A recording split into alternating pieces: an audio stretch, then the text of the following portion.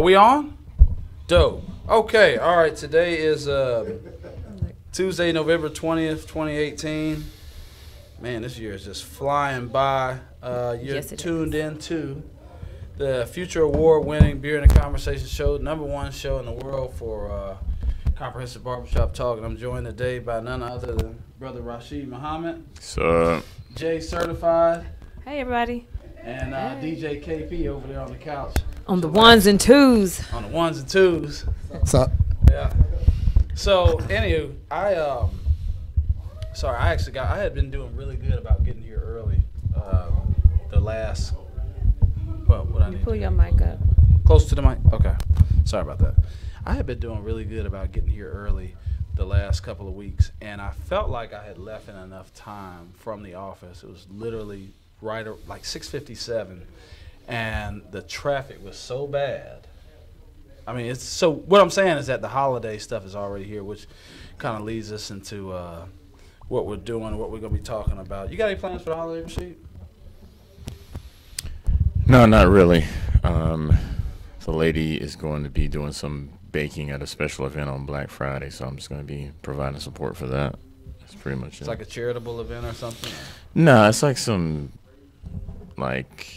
Afrocentric market deal, and they have a food place that's totally vegan. Oh, and so she's baking for that. So what about you, Jay? What are you doing? I actually don't have a clue what I'm doing. On Thanksgiving Day, no idea. I don't know what my family's doing. I have no idea. Okay. We do have relatives coming in town. Shout out. But I think anything specific? No, I don't have anything specific. Okay. I know I'm doing a workout thing on Saturday evening from 8 to 9:30. It's I want to say it's a twerk workshop. Looks like it's a lot of fun though. It sells out all the time, so it's a twerk workshop. Yeah. So twerk it's shop. Exercising, but twerking.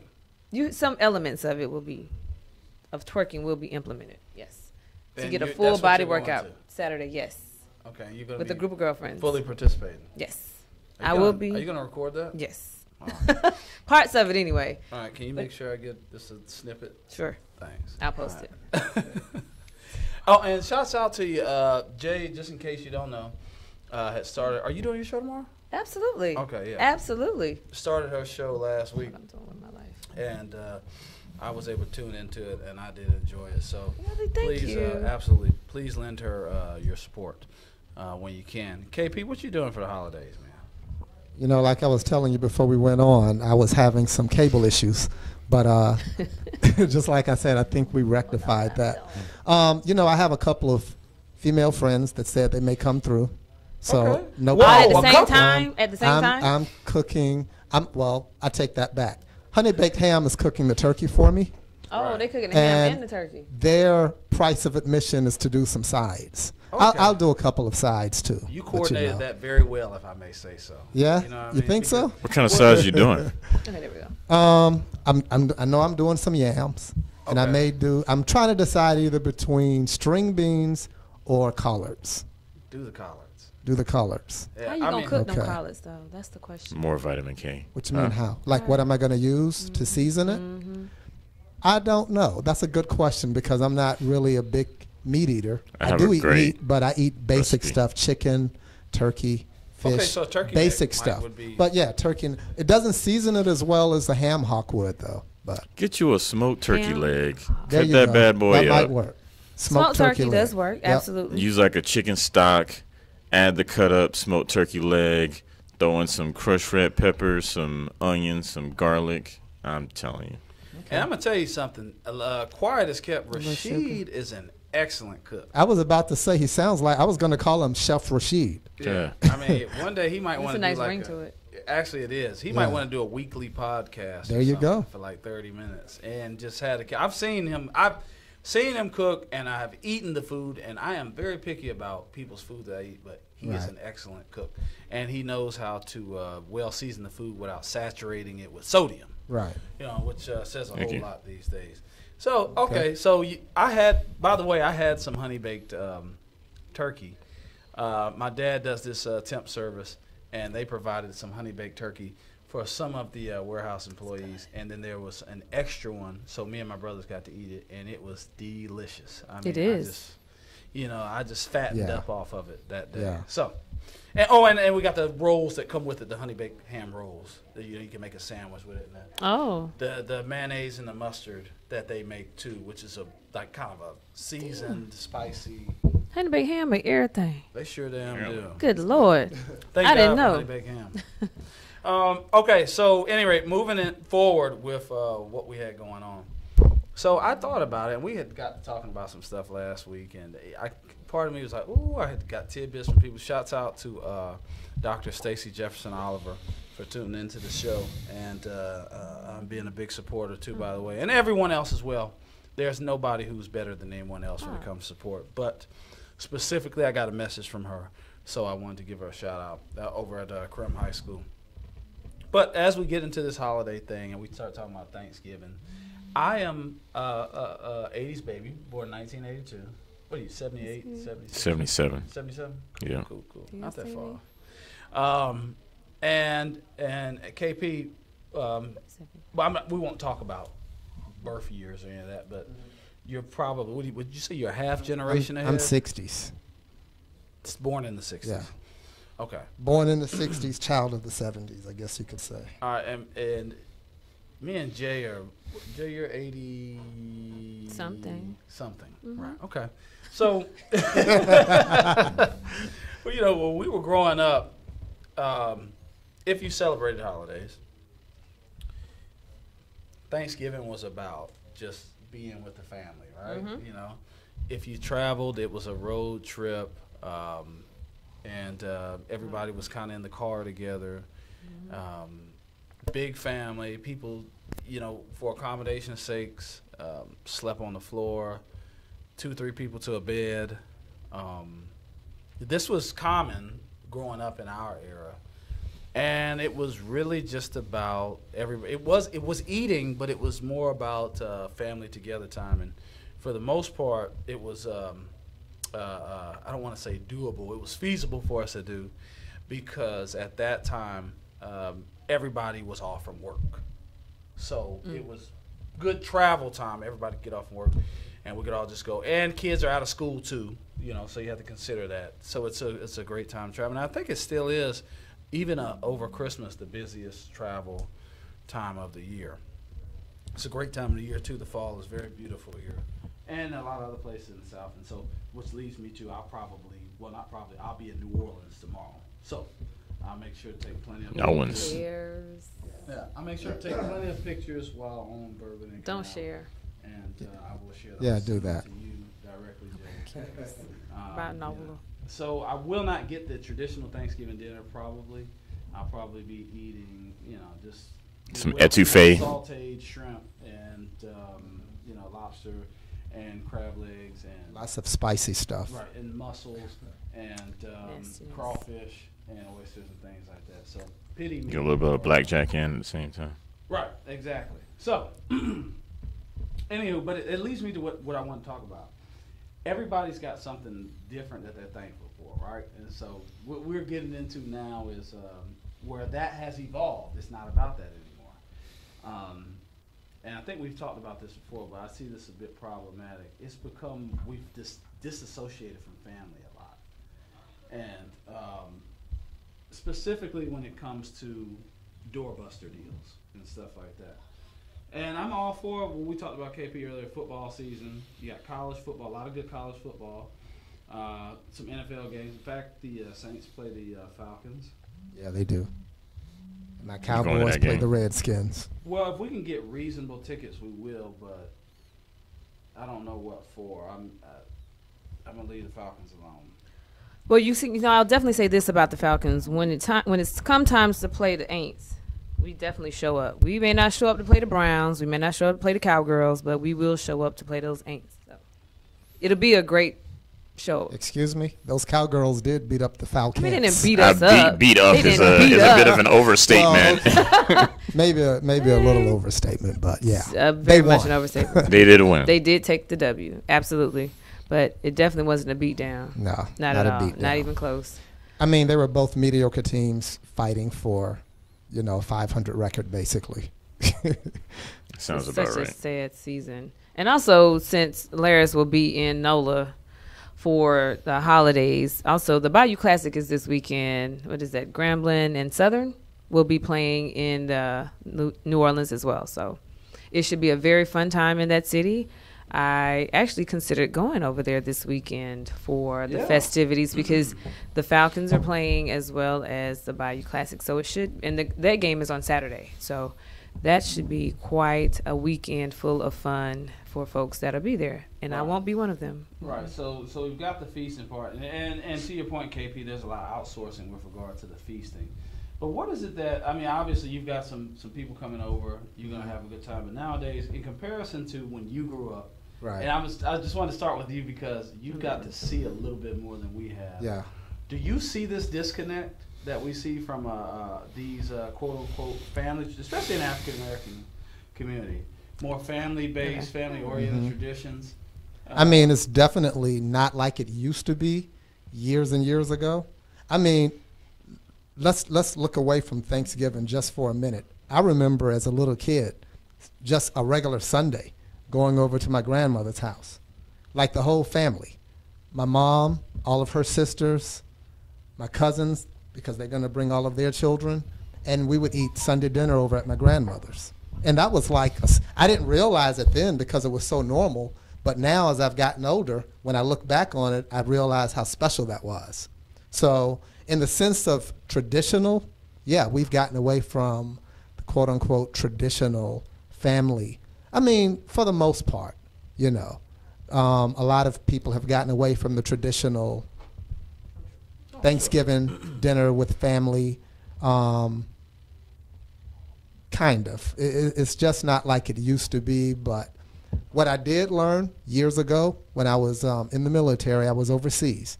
My first major holiday that far away from home. And I thought I was going to be depressed. But as I talked to other guys, they felt the same way.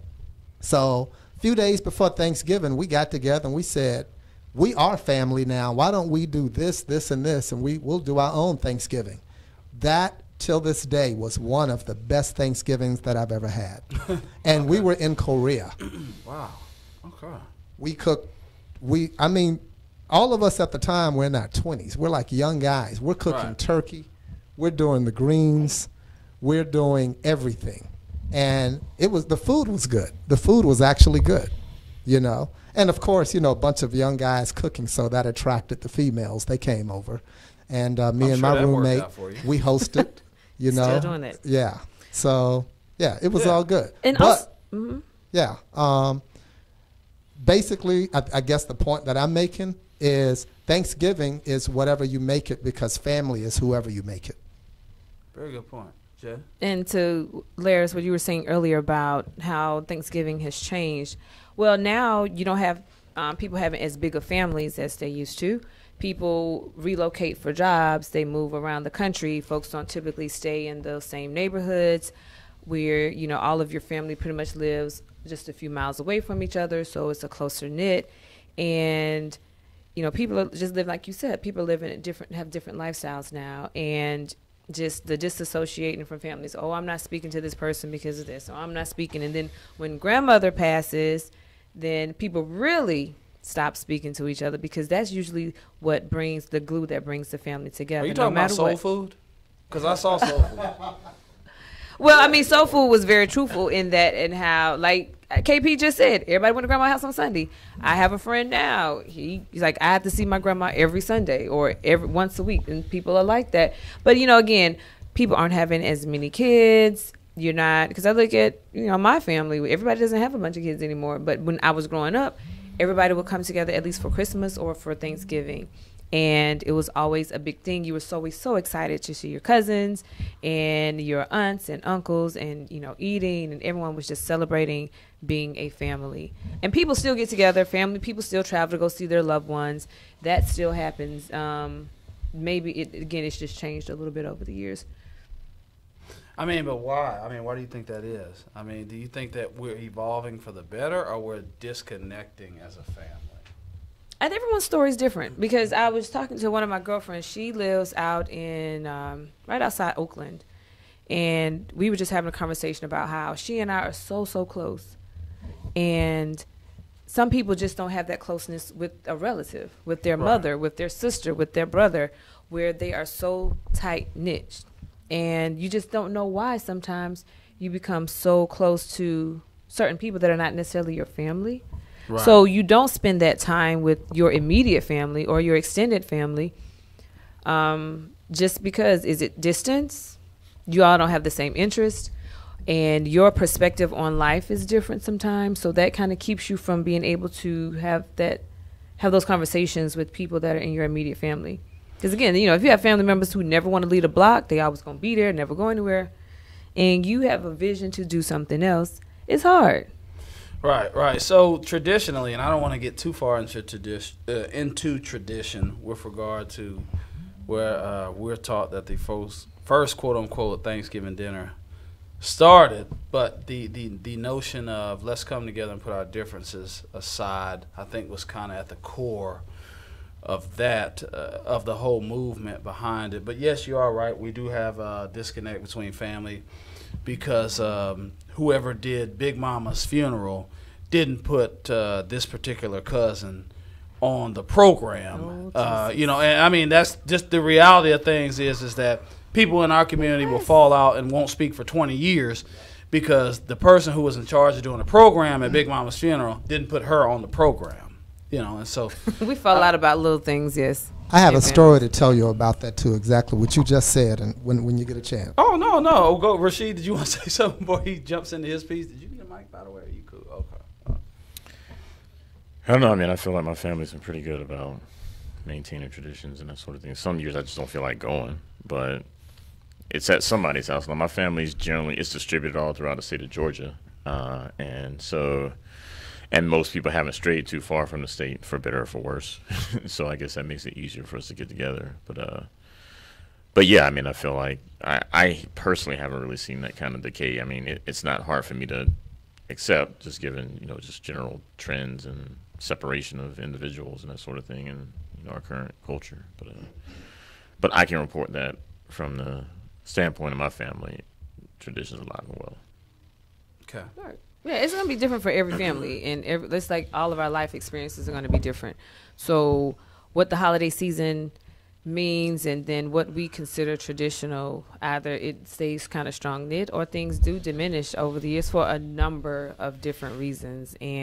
But the question is not, but how do we draw everyone back together? If your family has disconnected and disassociated, how do we put aside pride? How do we put aside feelings to say, you know what, you all, life truly is short. You know, we just lost Kim Porter, rest in peace, and just a host of people. And then, you know, people who are losing their lives just on the regular, day to day, around the holidays. You know, are you going to have opportunity to say whatever it is that you want to say to your relatives before they pass on? Because none of us know when that time is coming. So again, what are some steps people can take to start mending those hurt feelings or prideful feelings that some folks have that have caused us to not be around each other during the holidays as much? Right. I think to answer your question, just time and maturity, because a lot of people have issues, and it's pretty big and pretty deep to them at the time. But once some years go by, even decades in some case, it changes things, you know, as your perspective changes. Which brings me to the story I was going to tell just real quick. When I was in California, had a real good friend of mine, right? She got married. It was like her third or fourth marriage, but she got married, invited me over one Thanksgiving and told me she expected this to be a special Thanksgiving because she had invited her sister, who agreed to show up. They had fallen out when her sister was fresh out of high school. She was my friend was the older sister. Her sister, at the time they fell out, she was like 19 or 20 years old. Why? Because she was dating this much older guy, okay? This guy was 30 years older than her, but this guy also put her through nursing school. They have a beautiful home in Southern California. They have kids. Did very well. When I met them, at the time, she was like 40 years old. I thought he was 60 because I thought it was a 20-year difference. He was 70. He just looked good for his age. They're still together till this day, still kicking it. Her sister that got mad at her is on her 4th marriage. So a lot of times the stuff that we think is so big or so important, it really isn't. Not enough to fall out with your sister or mother or father or cousin, aunt, uncle, whoever. So are they talking? Are they talking now? Oh, they're good now. They're good now. But she let 20 years go by without talking. That's sick. Yeah, and to that point, I want to honor somebody right now who is a brother, not in blood but in spirit. Yusef Gandhi, who was one of 5 brothers of my good brothers, Tiamo, Wali, Creole, and Ishmael, who recently lost his life. And one of the reasons why I'm so excited about going to New Orleans is that one of my brothers, who I'm one of 5, was on a 5-year sabbatical for which he recently returned. And we have the opportunity. I'm just kind of excited about the idea of us being a family again and getting to spend that time together. So you never know what's going to happen with time and how you're going to lose time and be separate from people. So I think that we should always be appreciative of instances like that. And my issue here, and I'd like to, and if you need a mic, let me know. That's it. Talk to Mike in there, and Mike can get you a mic. No pun intended. All right. You know, and if you decide, Big Ock, that if you need one too, then I can get you one as well. There's no shortage of mics in the studio. I'm surrounded by some excellent men in here, everybody that's out there, so yeah. I'm excited to hear what they have to say. Yeah. Now, I was asking that question. I'm not trying to be incendiary, as some people think that I am. But I tend to think that there's 3 reasons why we're disconnecting. Well, obviously, we don't have a real sense of family anymore. Because Wait a minute now. Didn't Rashid just say his family is tight? Yeah, he's one of the last of the Mohicans. You know, I think it's a lot more than we think, than we believe. But who cooks the dinner at the Thanksgiving dinners that you go to? Most of the time, my mom. Okay, and I cook too. You do? And when she lets you, she gets super territorial. I'm a cook. All the last ones I went, I don't see any 20 and 30-year-old women cooking anything at any Thanksgiving dinners. Yeah, that's pretty much the case. So our women don't cook. That's one of the bigger reasons why Calm we have that family disconnect. down. Everybody's on their cell phones, and while there's nothing wrong with sports, we just have so many distractions, and the biggest distraction is that we want to leave the table at 4 p.m. so that we can go pitch a tent at Best Buy so that we can get a TV. You know, and but they $99 for a 50-inch. Right, because you don't already have a TV. It's a pretty good deal. You need to leave your family, not to make money, to go. Would that be any better? Absolutely. I mean, if you bring in income, I think that's a little bit more understandable. It's more justifiable. Right. Is it? Absolutely. I mean, because somebody could say, well, and I know people who have done it. I'm not against people. You're going to make $100 or save $400? And economics, you know. Rashid, I've shot. So are you pretty much saying? So you're saying that the marketing and just again people being consumers, that's what is tearing up the tradition of Thanksgiving, because now again stores are opening on Thursdays. And but some people make it a tradition in their family now. They've kind of evolved and said, hey, this is going to be a family outing. We'll go together to pitch that tent. And we'll go get those sales together. So, and then there's football. Everybody kind of sits around and watches football. But again, I think, like you said, what was previously when we were growing up, when our parents were growing up, no, they didn't have cell phones. Everyone didn't have a cell phone in their hand. We didn't have the internet. There wasn't a bunch of TVs in everybody's house. So pretty much your entertainment was your family. Right. But now we just have to find a way to incorporate everything else that's going on into our tradition. I don't know. I'm hopeful, but I know that typically when things evolve, they don't retroactively reverse. Although I would love to see that. I don't know that. Well, I think in this case, so what you're saying is that, you know, on Thanksgiving, people are going out buying new phones and TVs and that sort of stuff, and even when they're together, they're checking their phones and that sort of thing. Or eating themselves into a slumber. Well, I think that's always been the case. But what I would say is that those same phones are probably used to stay in touch with family more over the course of the year, and the types of communications that maybe only happen during Thanksgiving can be more evenly distributed over the course of the year. And I mean, so I think that there's, maybe in the aggregate, it's some sort of loss from a social standpoint. But I do think that we can't just completely vilify the culture as it currently exists. I think there are some upsides as well as it pertains to just maintaining connection. Absolutely. Have you ever thought about being a lobbyist?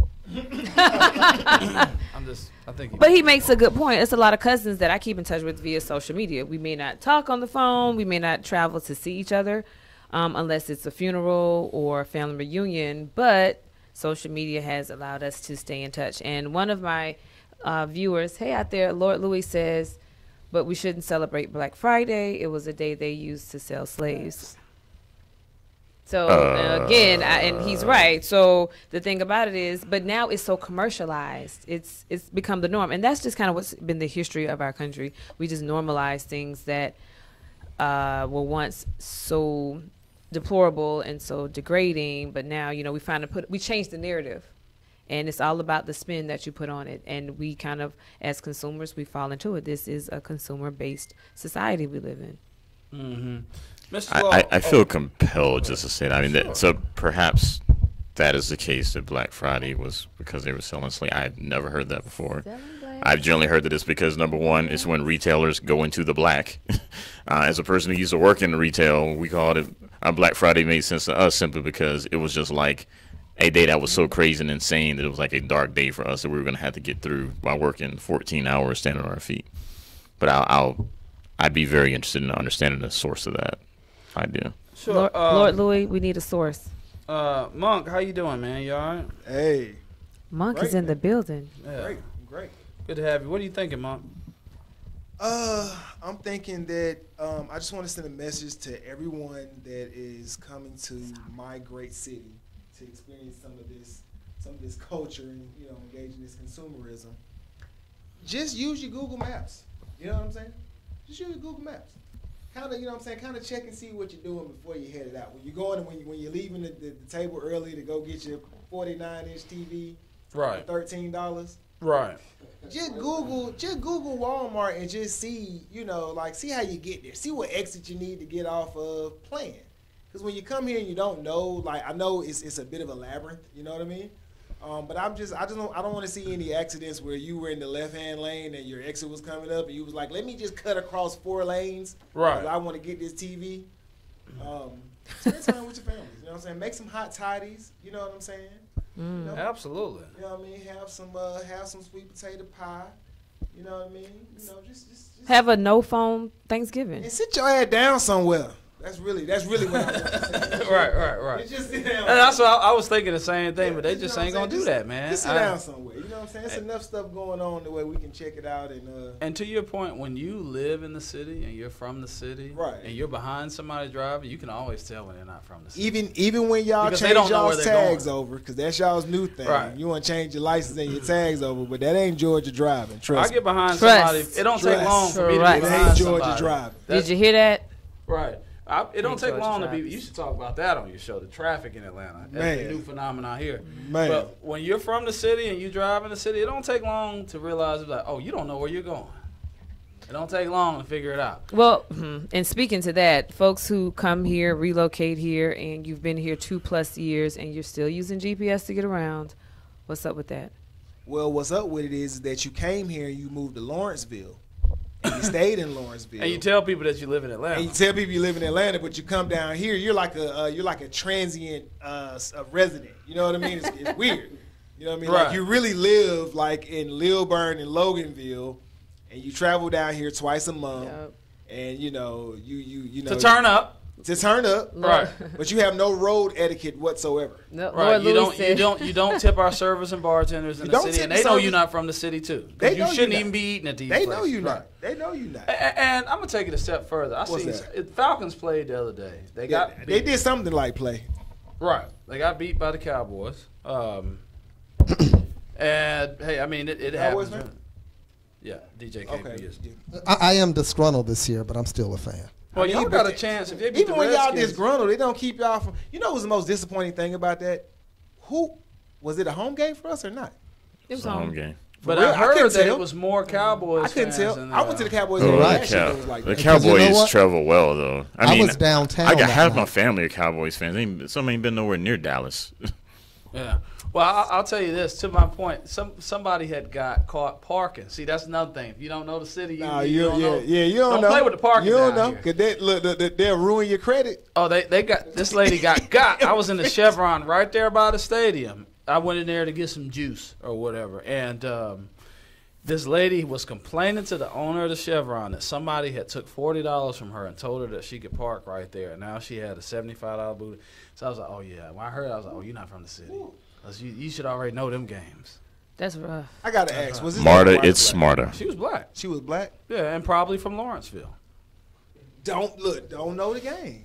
Right. It's you got. There's no shortcuts in the city. You're going to pay to park. You're not going to find any affordable parking. You're going to pay to Amen. park. That real estate is too expensive to be giving parking away. Right. If you pull up on a spot in the middle of a Falcons game, hours before a Falcons game, and there's an open spot somewhere in a gas station next to a Subway, it's not because you got lucky. It's because you can't park there.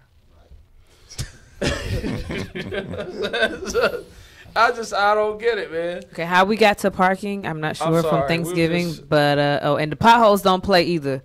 That's true because there's a pothole, a huge one on You West gotta name it. You gotta name it. on West Peachtree Street when you come around the corner from the Westin and you're on the back end and America's Mark is here. Oh my God, it's the biggest pothole ever, and I swear, because I drive through that way, I avoid it, but it's terrible. Like residents of the city of Atlanta pay way too much money in taxes for their streets to be as raggedy as they are. That is ridiculous. Where's up Department of Transportation? Where y'all at? Well, to be honest, Are you with transportation? My theory is no. Oh, okay. I just drive a truck. Somebody said on every street. Yeah, I was on I just drive a truck. Right. No, I think honestly they don't want cars in the city. Like that's what this whole movement is about. The streetcar That movement. is true. That is absolutely true. The green space, the belt line. They want to evolve this into they want to make it more of like a pedestrian. And bikes. Yeah, bikes And little scooters. Right. Stuff Yeah. like that. They don't want They rent those things. They don't want vehicles. Excuse in the me. city. We need a better transit system if that's the case. Okay. See, now we about to get into the nitty gritty. So the reason why we don't have a better transit system is because Georgia, being ranked, probably like 40 something in terms of population, we have 159 counties. Uh-huh. And those counties create this fragmentation of resources Mm-hmm. and policies, and they keep letting it be. They keep reducing it to like a county vote. So years ago, Andrew Young was like, "I want to bring a high speed rail line, and we want to do a perimeter around the perimeter, things that will make it a lot more efficient to travel to and fro." But the people that don't look like everybody in this room said, "Well, it will attract undesirables." Now, fast forward to the ice storm of 2013, 2014. When Kasim Reed lost his chance to run for governor because they threw him under the bus, they was like, "Well, Way up under that thing him." too. They Still trying to dig him out from under that bus. Well, that's what we're talking about with resources. So we definitely need a mass transit system, but because the way we vote, Atlanta, the city is blue, but the state's red. You know what I mean? Right. So it kind of there's like an impasse there. Right, and I mean, they do a good job of campaigning this. We're talking about crime, right? We're talking about the idea of crime and the fear of crime. That I helped my partner move a TV that he got in 2008, and I'm gonna tell you something. That shit was heavy as a that was a motherfucker. fatback No, that TV, was a right? flat screen. He had a pregnant heavy ass TV, TV. Oh, that was the Man. first generation. Old video. school flat screen. Yeah, And that's Nowadays, I carry 65 inch under one arm. Almost. Nowadays, Right, like, And I think I'm pretty. you know what I I'm think I'm pretty strong. And I had almost got a hernia trying to move that damn. I think TV. you got one, bro. You just don't know it. Maybe so. And what I'm saying is that just the idea that people who live in the suburbs are fearful of a criminal element traveling to their neighborhood and terrorizing it. It was like, what they gonna do? They gonna break in your house and carry your TV to the train station? That's what I was These thinking. people are so fucking stupid, man. I'm telling you, you know what I mean? But this is what we're dealing with, and you're right, and that's why they haven't expanded the public Well, transportation. also So- infrastructure has to support that. And the infrastructure in a lot of these places doesn't support having the expansion. I mean, a lot of these counties will have to have a major overhaul just of their day-to-day. Could we do a subway maybe?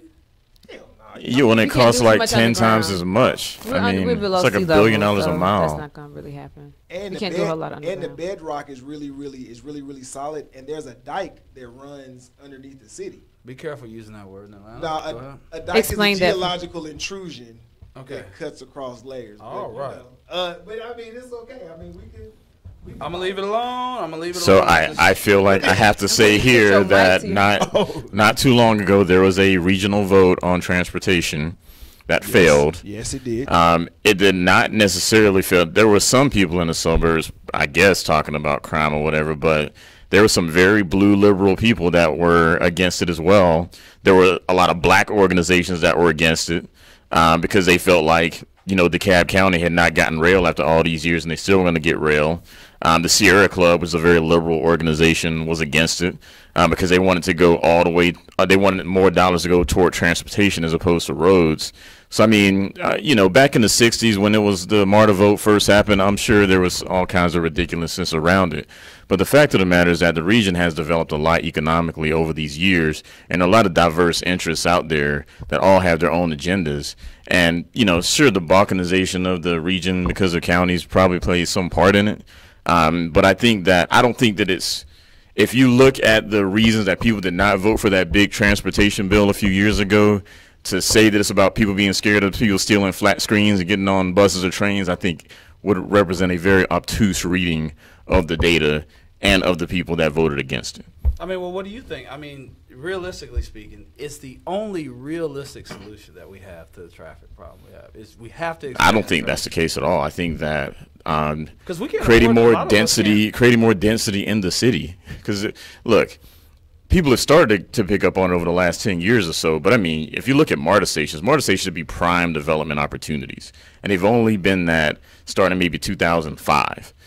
So yeah, MARTA, when they built their stuff up near Lindbergh, and then you had the stuff near the Civic Center station. Now, you know, they've built up stuff around Buckhead, but the fact of the matter is that everyone talks about how MARTA goes nowhere. I don't think that's true because I ride MARTA. I don't own a car. I ride MARTA. It goes everywhere I need to go, and I go a lot of places. But even if we put that to the side, the fact of the matter is that what you see now is you see people like the whole Gulch project. The key differentiator of that project and of those parcels is that it connects two MARTA stations. And if you look at every MARTA station in the city now, there's some transit-oriented development project that's happening near the stations. And so over time, what will happen is that you want just people to live near the stations. You have people living near stations. You have jobs near stations. It makes the transit system more effective without necessarily having to expand it way out into the suburbs or wherever.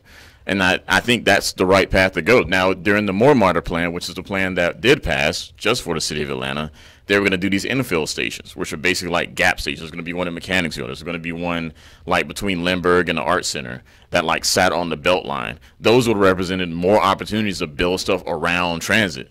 And the more people you have around transit, the more stuff you have around transit, the less people are in cars because they can just get on transit and go places.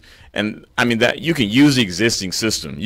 We are totally underutilizing the system just because of the way the city's built. And if we start building the city differently, and we are building the city differently, and that whole anti-car thing you're talking about is real, and this is a big part of it because we are underutilizing our public transit resources, I think you can start to get to the point where we have a more effective system. There is unequal distribution though. The west side is severe. I mean, it stops at Six Flags Drive. You know what I mean? So, but it goes all the way up to Doraville. So just geographically, it's placed unequal. Well, and one very important variable that you didn't mention was cost of living. All right, so it's Let's just, talk about it. What? Let's talk about it.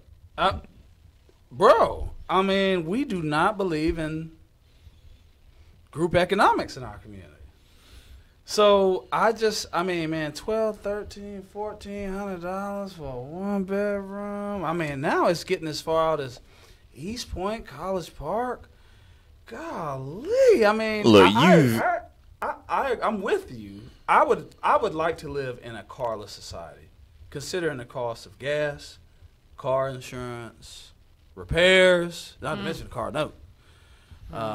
And then there are other things that impact your cost of living depending on what kind of car you drive. I mean, what type of target you are for in the dating pool, and then the expectations of people that you date based off the car that you drive. That's a whole nother discussion and a whole nother subject. But there's a lot of affordable housing near the Westlake MARTA station. There's a lot of affordable housing near the AG Homes MARTA station. The housing is getting more expensive near the Ashby station, but it's still there. I mean, there's still opportunities out there. This whole one thing that bothers me about this whole idea that like there's nowhere to live or nowhere to live affordably is that it seems like people act like there are only 9 neighborhoods in the city. There are plenty of neighborhoods in the city that have affordable housing. They may not be the most perfect, safe neighborhoods in the world, but I'm not aware of any point in time where you were able to get that cheap on the cheap. And so, you know, at the end of the day, neighborhoods can become safe when people that are invested in them move into them and call the cops when things go sideways and make sure that they're watching out for their neighbors and doing all these things that are required in order to keep up neighborhoods. And you can do it cheap. You get in cheap. I watched the Old Fourth Ward. I watched all these people moving to the Old Fourth Ward and it's dirt cheap. It's not dirt cheap anymore.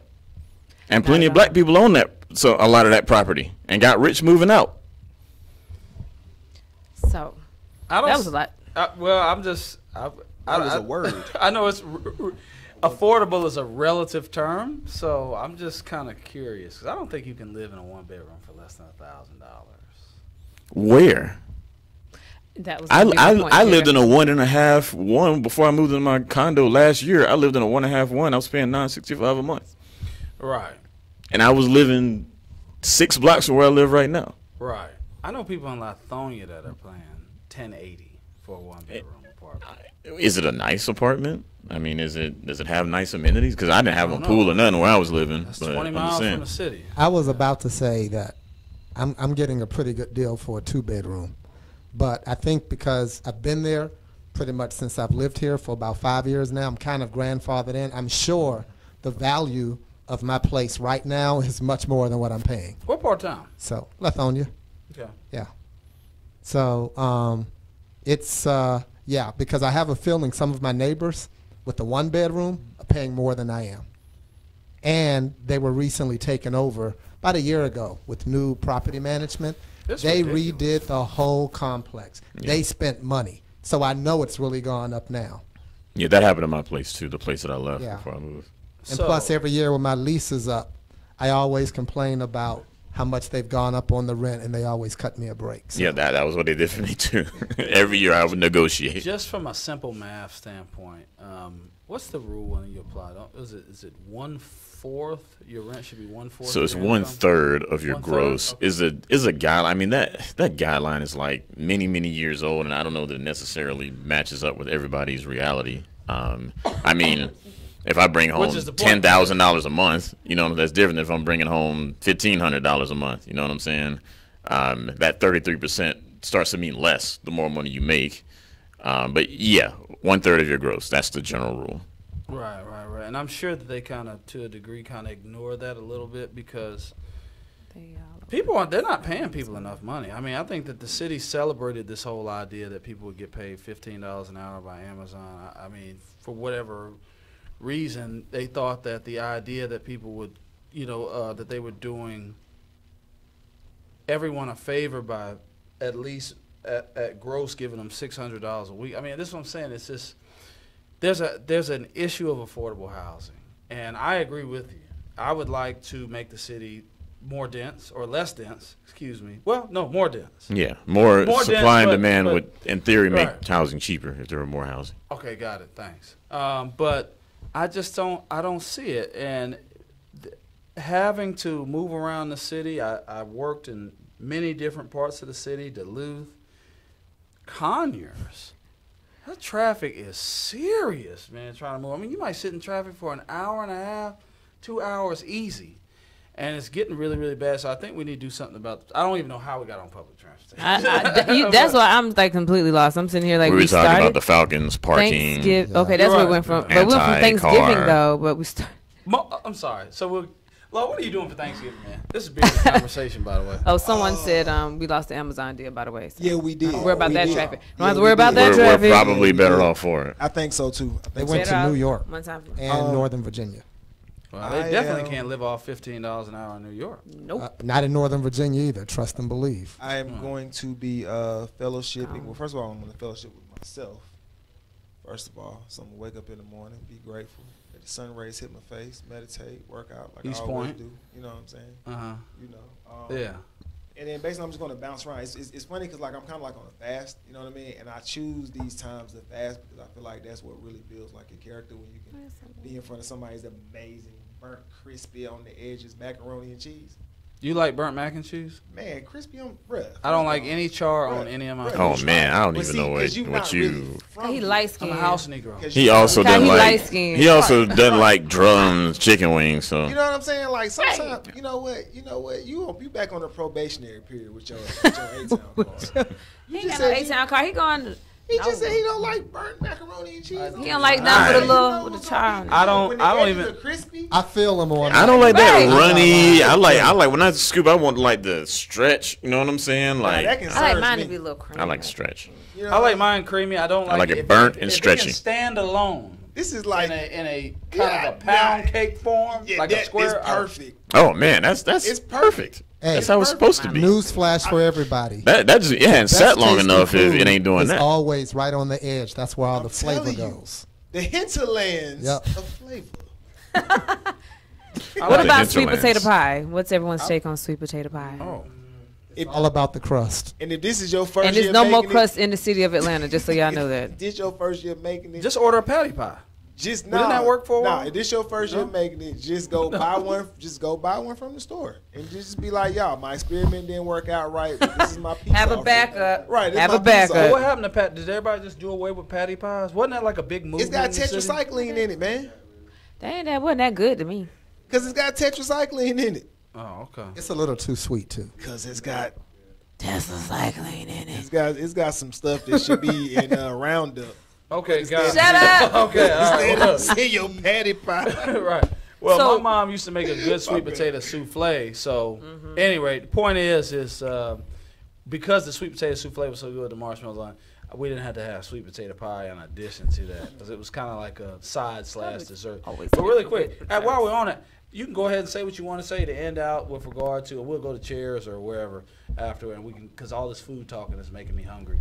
But I guess we can say a favorite dish and why. Let's do that and be out. Favorite dish, man. I definitely have to say, man, my mom's macaroni and cheese, man, hands down. Burnt on the edges, man. Soft in the middle. That's how I All like right. it. All day. Next. That juicy turkey with the stuffing and gravy, of course. I like a good fried turkey, like the baked turkey. It's all dry or whatever, but like that fried turkey is just juicy and flavorful. Like if I'm gonna do a turkey, the fried turkey is the way I go. I actually like the honey baked ham from Honey Baked Ham. That's gonna be so good, cold or warm. You know, it doesn't really even matter. You just eat it, and it's so good. But my mom does make good baked turkey. Her turkeys don't be dry. My cousins are always just like, "Oh my gosh, what does your mom do to make sure the turkey is, even the white meat, is juicy?" Hey man, she got them skills. Yeah, well, bring me a piece. Okay, I I don't know who's like cooking. the. That's the thing. I don't know who's cooking. I don't know what we're doing. I like that really moist dressing Mama, what with we the doing? gravy on it. I mean, I like it all, but I really like the dressing. For me, is the best part. We out. We'll see you next week. Y'all enjoy the holidays. Be good to your family. Hey. Everybody, we in Atlanta, East Point. Smoke some dank. Hey, Thanks. Holly Paul got the skanks. Dick.